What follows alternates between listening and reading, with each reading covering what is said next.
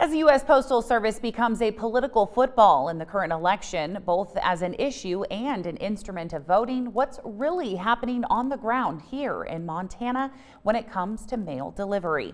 MTN's Mike Dennison spoke to postal officials and workers and has more. There's no shortage of political rhetoric when it comes to what's happening at the Postal Service under President Trump's new Postmaster General, Louis DeJoy. Here's Democratic gubernatorial candidate Mike Cooney talking about it just this week. The Postal Service is under attack.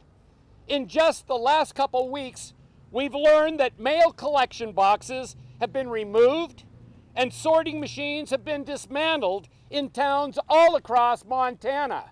But what's actually occurred in Montana? Postal Service officials refuse to provide us with any specifics on removal of sorting equipment or drop boxes in Montana this summer. Postal workers, however, told me at least 2 large sorting machines that can process up to 30,000 letters an hour had been removed from facilities in Billings and Great Falls. And at least 3 other smaller mail sorters were taken out this summer in Billings, Great Falls, and Missoula. Still, these same workers said they don't believe these equipment removals have had much impact on delivery times within Montana yet. They said things could change in times of high mail volume, like Christmas or the upcoming election, when many more Montanans will likely be voting by mail.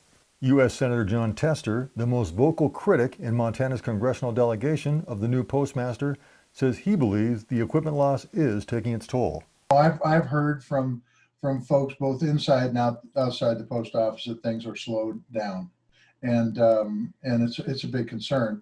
The 21st century, Mike, you know this, people expect things to happen pretty fast. As for the drop boxes, it's unclear how many were taken out statewide. Although Tester's office says at least 15 of those removed were brought back, including this one near downtown Helena, and ones in Bozeman, Shelby, Lewistown, Glendive, and elsewhere. Finally, what about the election and ballot delivery? Postal Service officials say even if everyone in the country votes by mail in the coming weeks, that's still just a fraction of the mail volume the PO handles in a single day. Helena Postal Clerk Dee Dee Rhodes says she's confident the service will handle mail ballots promptly in Montana. I can tell you the post office will definitely be diligent in making sure that they are served. We will get them to them.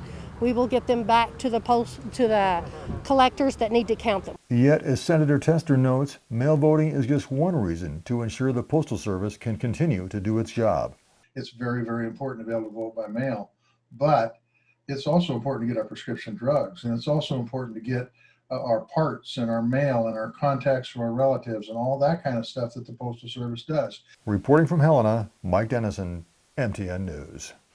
Congress still has yet to act on a proposed $25 billion bailout for the Postal Service during the COVID-19 pandemic.